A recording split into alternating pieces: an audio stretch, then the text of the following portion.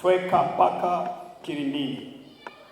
Yesu alikuwa akihubiri katika ziwa la Genesareti katika bahari ya Tiberia. Alikutana na Petro. Petro maana yake ni jiwe, kajiwe, sio mwamba. Mwamba ni Yesu mwenyewe. Petro alikuwa na ndugu zake wakiwa wamekaa kando ya ziwa la Genesareti.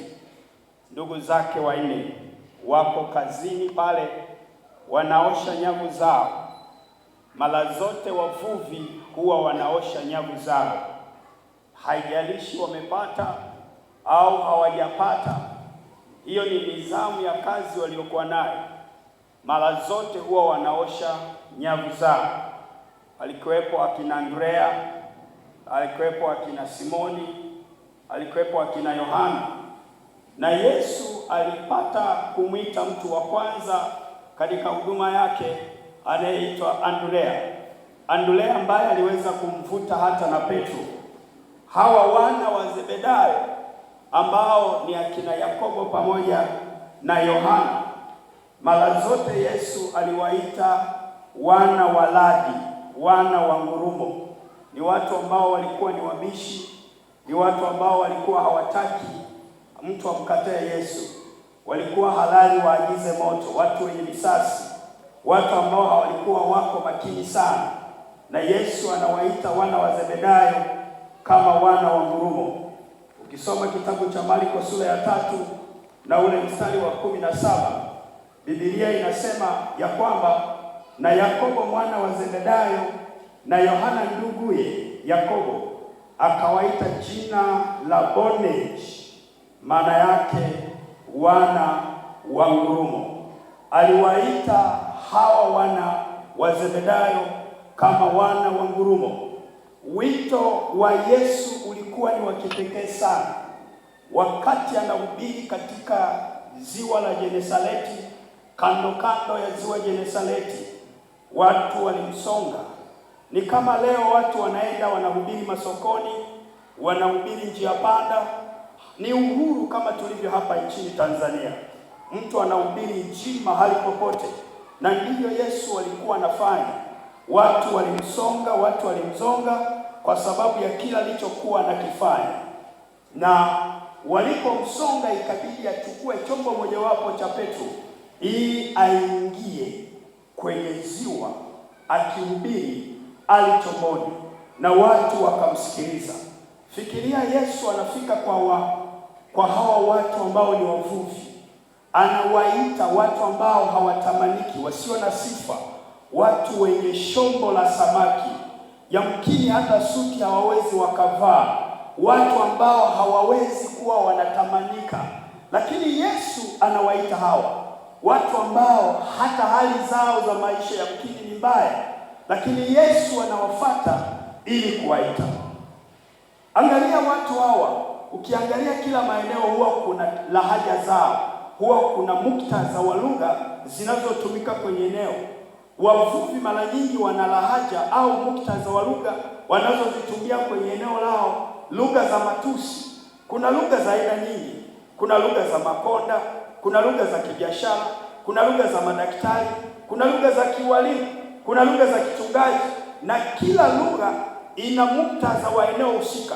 Fikiria Yesu anaingia pale, Biblia imenyamaza kimya, haijazungumza kwamba alizungumza lugha gani. Yamkini walimjibu vingine, lakini aliwafuata watu ambao jamii haiwezi kawaangalia, watu ambao hata maisha yao yanategemea samaki mpaka wavue angalau wapate chakula, wapate mkate wa kila siku kwenye maisha yao. Angalia wito wa Mungu ulivyo. Mungu haangalii kama mwanadamu aangaliavyo. Mwanadamu anaweza akaangalia sura ya nje. Waliweza wakaangalia sura ya Petro kwamba ni mvuvi wa samaki, lakini Mungu aliona ndani ya Petro.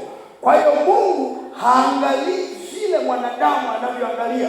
Hata wakati wa Daudi, Mungu anamuita Daudi kwa mfalme, hakuangalia akina Shama, hakuangalia kwa akina Eliabu, alimwangalia Daudi kile alichokuwa nacho. Na ndio maana amewaacha watu kando waliokuwa kwenye eneo la kando kando ya ziwa la Genesareti. Anaenda kwenye maji, wako watu wengi walikuwa pale, lakini anamuona Petro pamoja na ndugu zake akina Zebedayo, akina Yakobo baba yake Zebedayo, maana wana wa Zebedayo akina Yakobo na akina Yohana walikuwa pale na baba yao Zebedayo wanaosha nyavu. Lakini Yesu anawaita. Yesu akiamua kukuita, hata kama ni mlevi, lazima atakubadilisha, utakuwa mvuvi wa watu. Hata kama watu wamekukatia tamaa, Yesu akiamua kukuita, wito wake ni mkuu sana juu ya kuitikia kila ambacho yeye amesema. Huyu Petro akakubali. Biblia inasema ya kwamba nifuate.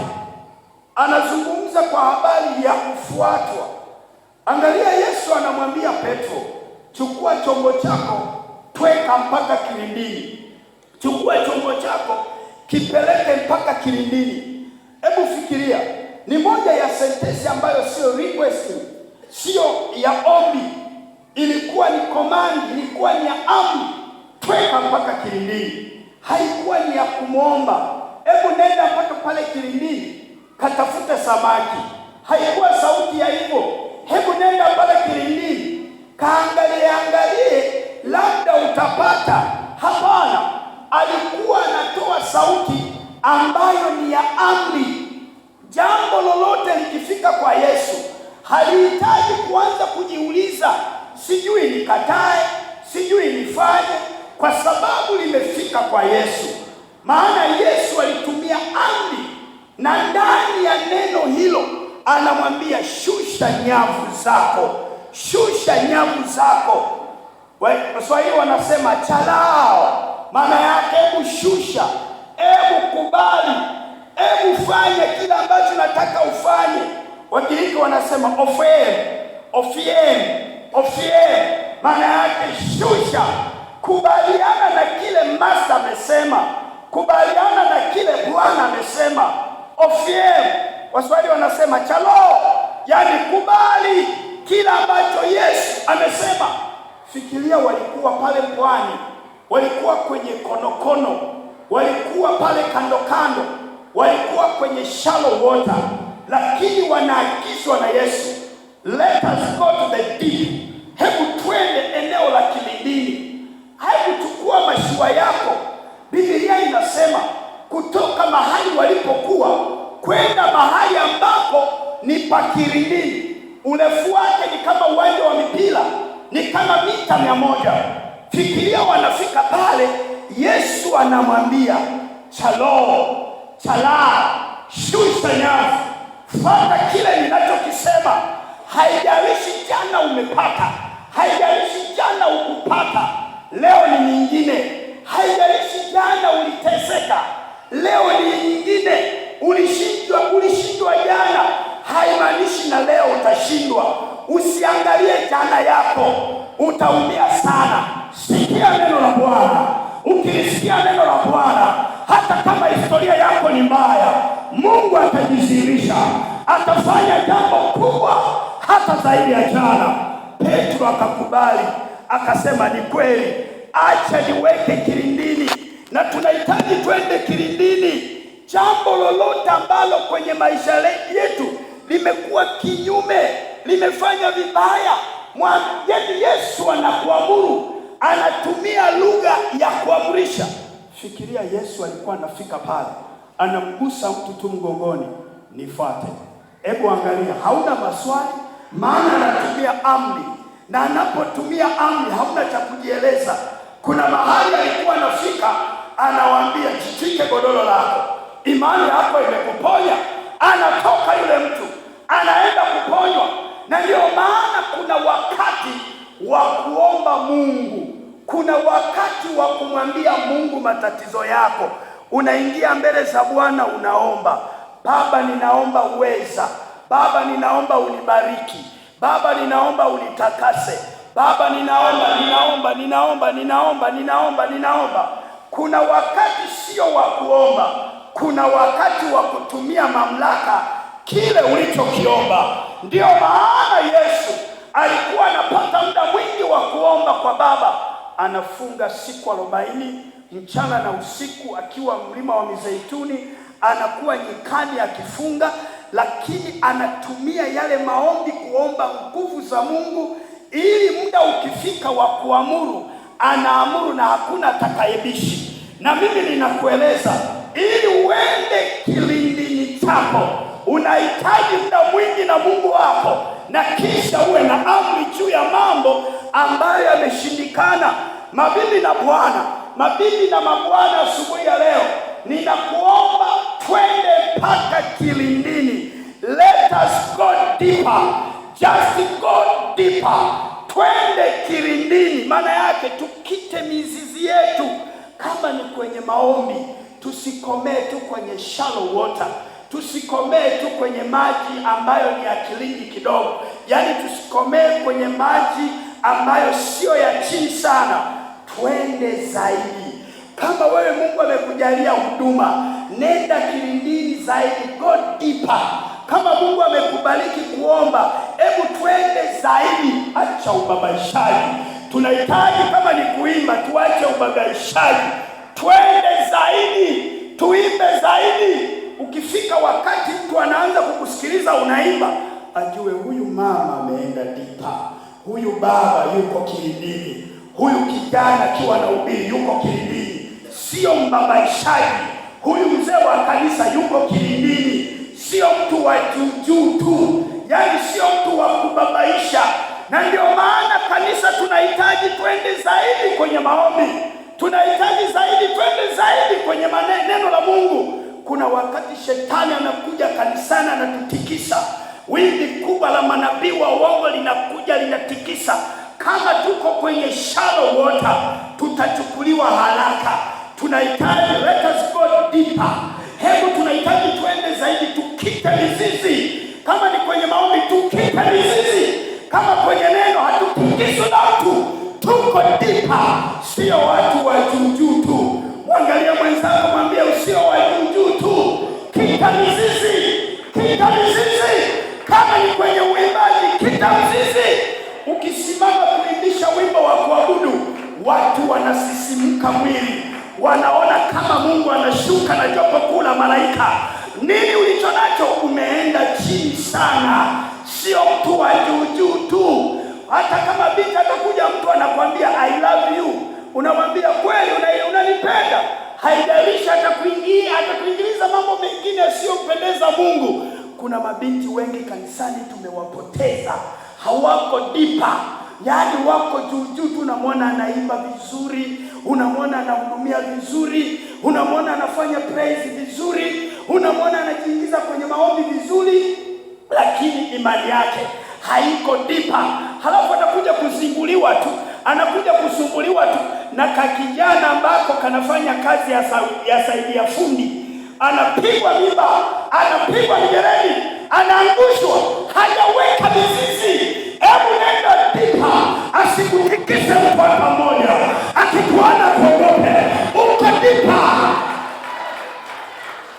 Yes, akawaambia let us just go deeper. Mungu atusaidie kanisa, ile kwamba unakuja kanisani kila wakati, nenda zaidi kwenye imani.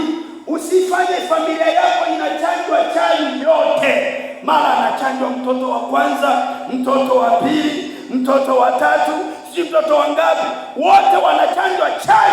Na unakuja kanisani, unaimba kwaya, unahudumia watu, mara unahirizi, mara unafanya vitu vingine. Wewe sio kwamba uko deeper au uko shallow water. Let us go deeper. Hebu nenda zaidi. Usiwe mtu ambaye imani yako iko juu tu. Upepo unapokuja unakuyumbisha. Imani inapokaribia katika hali ya changamoto za hapa na pale inakuyumbisha. Unaanza kusema ni vitu gani? Hebu weka mizizi yako kwenda chini. Jikite zaidi, usiwe mtu. Kuna watu wengine ni wababaishaji tu kanisani hapa. Unakuta mtu ni mbabaishaji. Mimi unakuta mwingine ni mbabaishaji tu. Lakini ukiona vitu vingine vinakuja vinamchukua, unaanza kufikiria si alikuwa mwimbaji, si alikuwa mhubiri, si alikuwa mzee wa kanisa, si alikuwa kiongozi wa mtaa, si alikuwa anatuhubiri huyu, kulikoni? yuko kwenye shallow water. Mwambie mwenzako achana na shallow water. Hata kama juu Kiingereza mwambie let us just go deeper. Mwambie mwenzako achana na shallow water, just go deeper. Mwambie mwenzako achana na shallow water, just go deeper. Achana na maji ya mngiringiri, achana na maji ya umu yanayofika kwenye magoti. Nenda zaidi, nenda zaidi. Yani kama ni kuhubiri, hubiri zaidi. Kama ni kuimba, hubiri zaidi. Kama ni kuhudumia watu, hudumia zaidi. Yesu akawaambia wanafunzi wake ya kwamba twenda mpaka kilindini. Kama Mungu amekujalia kipawa, amekujalia, tunahitaji kwenda zaidi. Ifike hatua unakuja kuombewa hapa mbele. Kiwango chetu cha huduma mahali hapa tunapohubiri, twende zaidi kihuduma. Unakuja kuombewa hapa, haihitaji pa kuniambia unaumwa nini. Kile kiwango cha mimi kwenda dipa, Mungu ananipa ulimwengu wa roho mbili.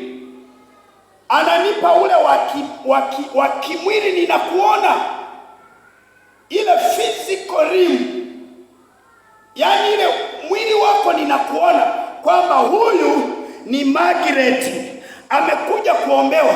Lakini upande wa pili ninaona matatizo yako yote. Ninaona kwenye tumbo lako kuna uvimbe, ninaona kuna shida hata usiponiambia. Yani ni kiwango cha imani, ni kiwango cha kina. Yani it's just a deeper, yani uko kwenye kirindini, kiwango ambacho mtu akija unajua tatizo lake hili hata kabla ya kuambia. Na hicho ndicho kiwango tunakitaka kwenye huduma zetu. Haihitaji mpaka mwanze kujielezea, unajua bana. Yani unajua kwamba in the spiritual realm, kwenye ulimwengu wa roho, huyu mtu ana 1, 2, 3. Hata nisipomwambia, ninamwona anajieleza, afika hapa anajieleza, bana unajua mtumishi nina 1, 2. Unajua nimenidanganya ila nisimwambie.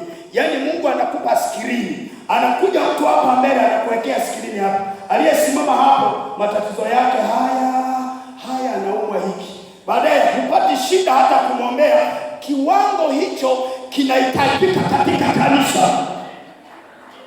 Na ukifika kwenye kiwango hicho, mtu anaweza kufikiri uchawi. Ndio, wachawi wapo, watu wenye roho za utambuzi wanatumia kiwango hicho.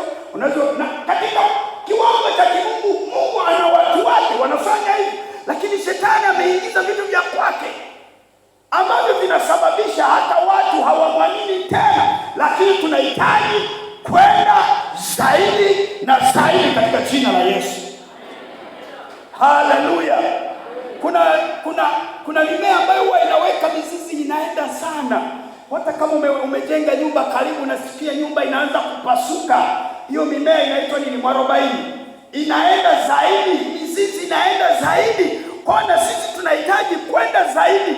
Petro alilikubali neno la Mungu. Alipolikubali neno la Mungu, Biblia inasema ya kwamba mkikaa ndani yangu na maneno yangu yakikaa ndani yenu, ombeni lolote lile mtakalo, nani mtafanyiwa.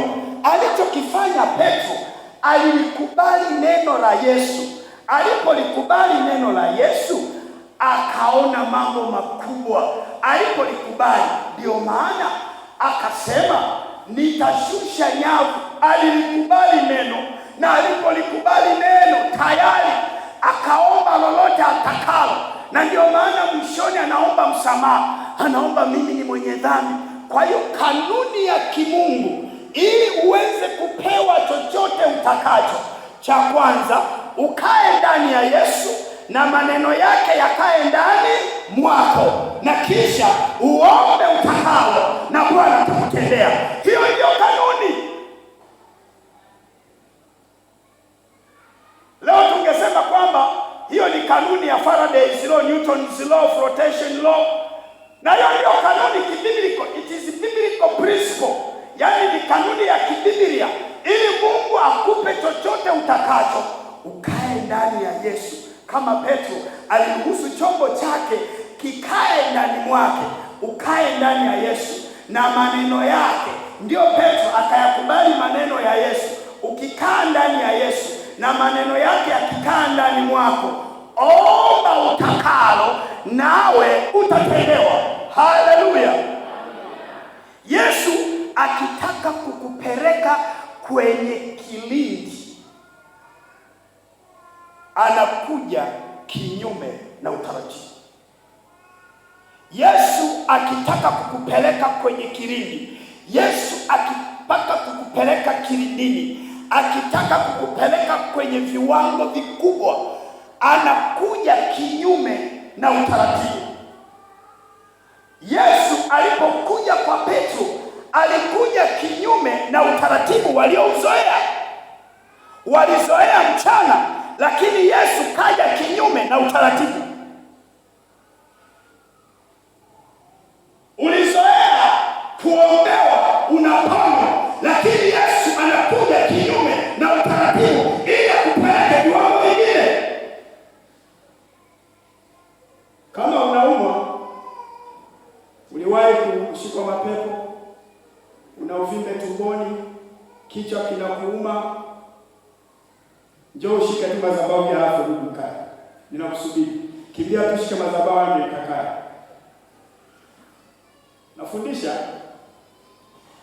Yaani una shida yoyote, njoo ushike tu madhabahu ukakae. Wakati mwingine nguvu za Mungu zinaweza kukuangusha.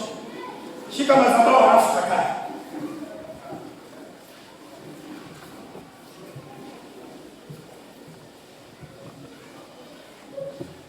Alipokuja kwa Petro, alikuja kinyume na utaratibu. Alizoea samaki mchana, usiku labda ni wengi, lakini akaja kinyume na utaratibu. Na mimi natamka, kama ulivyozoea kuombewa, sio vile ulivyozoea. Leo nakuamrisha kinyume na utaratibu uliozoea, upokee kwa kadri ya vile ulivyotaka. Upokee kwa kadri ya vile ulivyotaka. Na ndio maana Yesu alipofika lile eneo, akaenda kinyume na utaratibu. Yaani kama umegusa kwa imani, imekwisha kwa jina la Yesu. Yaani unajua kuna vitu vingine watu wamezoea mpaka uombewe. Alipoenda kwa Petro, akamwambia hivi, tweka kilindini. Yesu akitaka kukupeleka viwango vingine, anakuja kinyume na utaratibu ambao wewe umeuzoea. Na ndio maana nimekwambia, kama unaamini muda wa kukuombea mimi ukifika sitaomba, ninaenda kinyume na utaratibu uliouzoea ili nisikuombee. Njoo uguse madhabahu, kila ambacho unataka Mungu akufanyie kufanyie. Nimeenda kinyume na utaratibu uliozoea wa kuombewa. Na ndicho Yesu alifanya. Na ndio maana unapohitaji kufanya kinyume na utaratibu, usikie Roho wa Mungu amekuelekeza kufanya nini. Kwa sababu kuna vingine haviachi hata utukufu wa Mungu. Unaona mtu mwingine anashikwa miguu anafika nini? Sasa hiyo sio kinyume na utaratibu, wengine ni matakwa yake, lakini Mungu aliyasema hivi.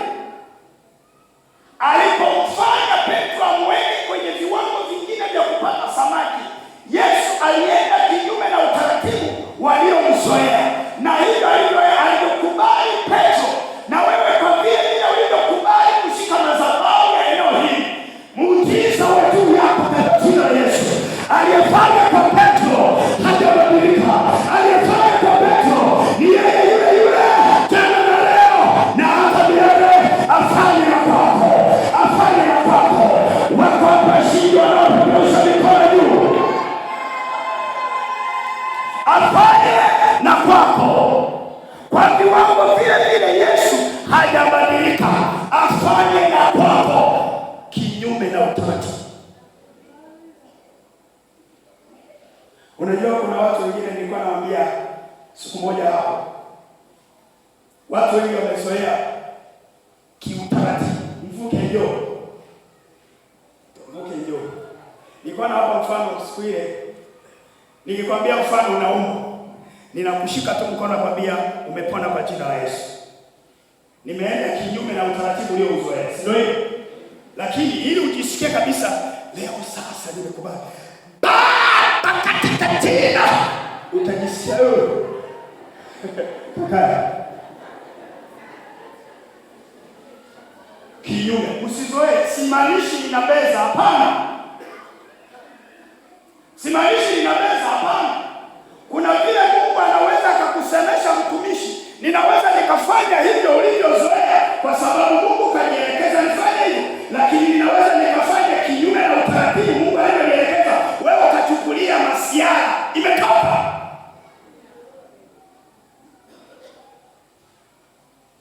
Na ndio maana Yesu akafanya muujiza ambao Petro alikuwa hawezi kuelewa. Hakuna muujiza wa kukupeleka kilindini kama hauko eneo la kazi. Nisikilize vizuri. Hakuna muujiza wa kukupeleka kilindini kama hufanyi kazi. Unaomba unasema, baba mchungaji amesema tweka mpaka kilindini, mama wa watu kiamka hujaswaki hata kuswaki unachukua remote. Wewe ni wa kubadilisha channel series za Nigeria za Korea.